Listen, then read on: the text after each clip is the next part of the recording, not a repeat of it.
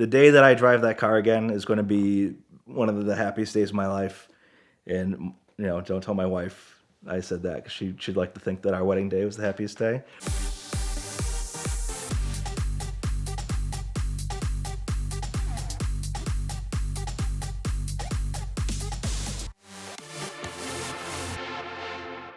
So my first car was, and it still is, a BMW E30. It was a 1986 325 ES.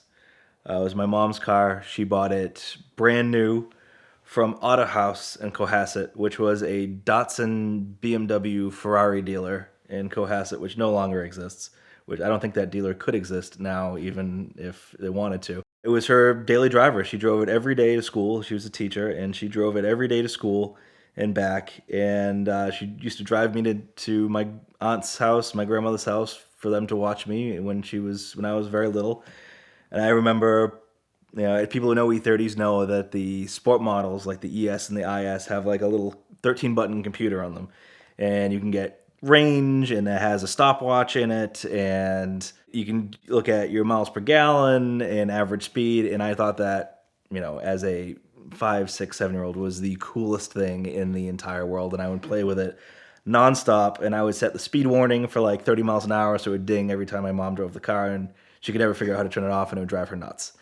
But I thought that was like the coolest thing and the coolest car ever. My parents took good care of the cars. They still always take good care of their cars, and so they don't baby them, but they make sure they're maintained. If there's a scratch, they always get it taken care of. And my mom had it for a long time. I was about 14 years old. My mom started thinking that she wanted a new car, and we had a family friend who was a mechanic. He did a lot of work on the family's cars, and they were telling him like, "Hey, start thinking about like getting this car ready if we're gonna trade it in. Like, fix all like the major stuff, but like if it's not like crazy, like we might not start maintaining it as well." And the mechanic said, "Why?" He's like, "This is a great car. You know all the history of it. You've owned it for all of these years. It's in immaculate condition." He's like, "Your kid's gonna get his license soon. What are you gonna buy him like some crap box you don't know the history of that's gonna fall apart on him?" He's like, "If you're gonna trade it in, give him this, and it'll be great." So I loved it. It's a manual 5 speed, so I learned how to drive a 5 speed. Sometimes unsuccessfully, as you do when you're 16 years old and you're learning how to drive and trying to learn how to drive stick at the same time. But I managed, and I ended up loving that car. Great car to learn on to drive. As far as a stick goes, I thought it was awful back then, but now driving a million other different cars that are stick, it's a pretty easy car to drive. I just sucked back in the day.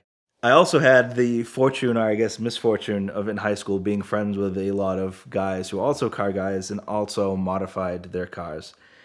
So I started looking into, well, these E30s. People used to race them back in the day. What can I do to make this car a little bit faster, handle a little bit better? So I did, the wheels, the suspension. But the ES had the 2.7 liter BMW M20 that made no power even on a good day when it was brand new. And being over a decade old, it made like next to no power whatsoever, and really not worth at that time modifying to try to get anything out of it.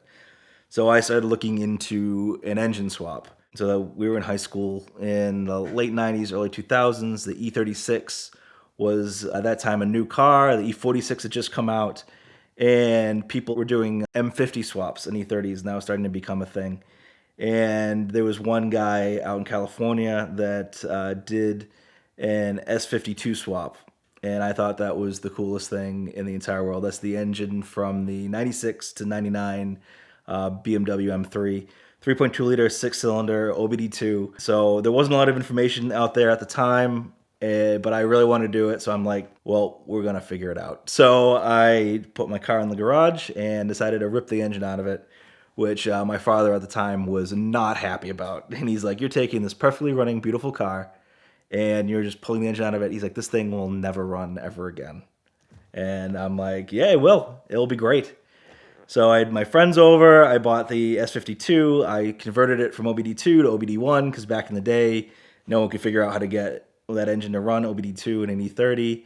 And I wanted to get some extra power out of it. And the one thing people that don't know E30s or BMWs from like the late 70s to like the mid 2000s are kind of built like Lego sets, where the engines and the transmissions are all very similar from 5 Series to 3 Series and E30 to E36 to E46. Then you have the cars like the Z3, which had an E30 suspension but an E36 engine, where you can kind of mix and match parts. So if you're pretty good with the BMW catalog, you can kind of figure out like, hey, if I take this and use 5 Series engine mounts and use a smaller booster from a 5 Series or older 3 Series and E21 3 Series, it should all fit. And so we put it in, and after some tweaking and some wiring and some trial and error, we get the car to work, and it is awesome.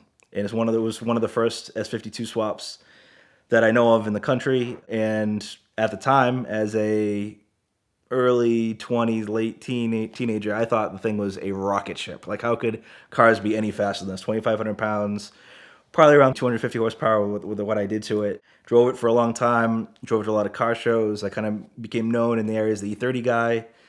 Did some more mods to it, had a carbon fiber hood when that was kind of a new and all the rage thing, which now I kind of cringe when I think about. I did a big brake kit to it. It was one of the first 4-lug big brake kits out there with Porsche calipers on the front and back. I rigged that up and that was great. By the time I got into my, I'd say mid to late 20s, I still loved the car, didn't want to get rid of it, but I kind of wanted more power. And even when I did the first swap, when I was doing the S52, the E46 had just come out and the S54 was around, and that was kind of the king of the BMW engines. And I knew I had to put that in the car. And so I ended up buying an S54. I ripped my S52 out, sold it. I sold it to a guy on the E30 forum, Rev Limited. And I initially left it in the car because I figured people are going to want videos of it running. And I sold it as a swap kit. And the kid emailed me and said, yeah, I want it. And I'm like, okay, great. Like, when do you want to come? And he's like, tomorrow. I'm like, so I'm taking this out of the car tonight? And he's like, yeah, I'm coming tomorrow with a trailer. So I worked in the car for about 12 hours straight to get the engine out. I think I finished and got it on a pallet for him about 25 minutes before he showed up. But then I had a non-running E30 and I had an S54. So I put the S54 in the engine bay. I did the wiring harness for it. I got it, I think, 60% of the way, proving I could do it and I could finish it. And then I started thinking to myself, I could do other stuff too. Now that the engine's out of the car, like, I should redo the suspension. I'm like, when I first did the suspension, I was in high school, didn't have a lot of money. I had a decent job now. I should upgrade the suspension. Well, I'm in there and I have the engine out. It's going to be really easy. I can drop the whole subframe in the front. It'll be great. So I decided to do that. I bought a new suspension for the car, dropped the suspension. So I started thinking to myself, well, if I'm doing all this, might as well put an M-Technic 1 kit on the car. So I went shopping, found an M-Technic 1 kit in Europe, had that sent over, got that in, mocked it up for the car a little bit, like, yeah, I know how to get this to fit. So I'm like, all right, just gotta get this painted. I'm like, well, if I'm getting this painted, I might as well get the chassis reinforced. I'm like tripling the horsepower that came with stock. It's going to need some extra reinforcement. So basically, I took the car down to the bare metal and stripped it so it can be sent down to Virginia to be reinforced, seam welded, and have roll bar put in it. Went to a paint shop, one of my friend's paint shops, and he's going to completely repaint the car. So I figured at this point, the car is going to have basically a E46 M3 CSL engine with the carbon airbox and upgraded cams and head and everything on the S54. It's going to have a DTM suspension from an E30. I'm like, it's essentially an E30 / E46 CSL. So I decided to paint it the CSL color, silver gray metallic, so a complete color change. So I dropped it off at my friend's auto body shop. He agreed to do the project for me. I dropped it off with a binder of materials and said, this is exactly what I want you to do. Start at the top, work the way down. Here are literally all the parts you could possibly need. I have collected every part that I want for the upgrade, for the M-Technic 1 swap, for every part that's going to be in it that you might have to change anything. And I'm like, if you need anything, let me know. In the interim, I went to law school. I got a new job. I got married and built a house. And the car is still at the body shop where I left it.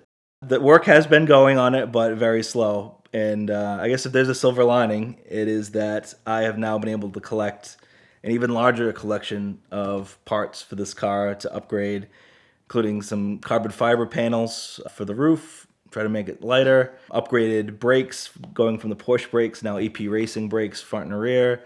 The rear suspension is a full custom DTM replica suspension, and then it has also e-brake built in. It's the e-brake out of a Porsche Carrera GT that I'm using for that, and some other custom components, lots of custom electronics. It's going to be running CAN bus now, so I have a CAN bus controller and CAN gauge for it. So it's the project that's gotten out of hand, and it will be completed eventually. Like, going on record right now, it will be completed. Because right now, around the Boston area, this is the joke that this is the car that will never be done. If I had to guess what I have into this car right now, not including like the first round with the S52 and the first suspension and brakes and everything, just what the car will have when it is done, I would say maybe close to like $80,000 into a BMW E30.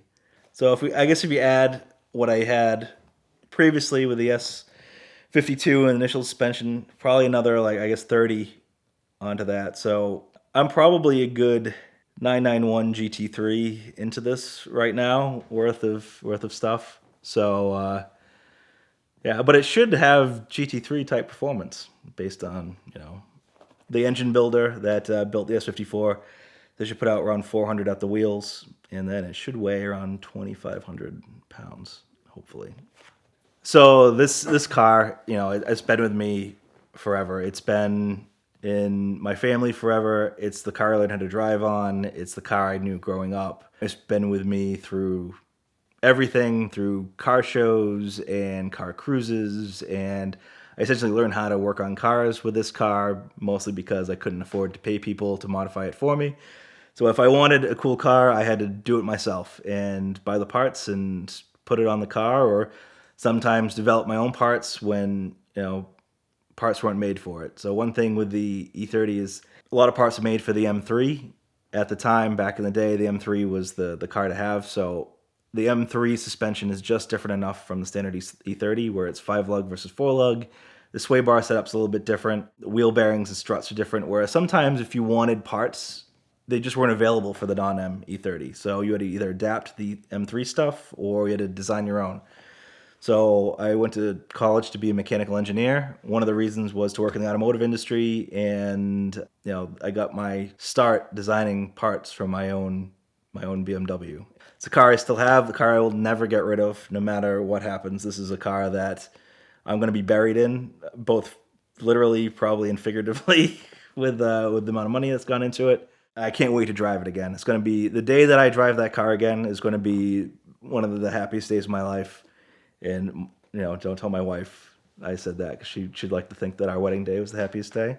But she's also never ridden in this car. I've been with my wife for 9 years now, and she's never ridden in this car. She's seen it, she's heard stories about it, but has never ran since I've known her. I like to think it's going to be a happy day for her. Will she finally get to meet this thing? And hopefully she'll be as excited as I am and not as terrified with the amount of wheel spin it will have. Premier Financial Services makes it easier and more affordable than you could possibly imagine to own your dream car. Their Simple Lease is one of the most powerful tools in the world of exotic car financing. You get all the benefits like the tax savings and the low payments of a lease, with all the additional benefits that you normally find in a traditional finance arrangement. You can build up equity, you can pay it off early, you can trade in and out of cars, because you get a very clear and easy to understand amortization table to understand what your payoff will be any month throughout your term. And all the while, the amazing team from Premier Financial Services will be right there to help you along the way. They've been supporters of the VINwiki channel now for 5 years in a row, so we can't thank them enough for that, but mostly we're thankful for the fact that they can help you make it easier than ever to own your dream car. Check them out now.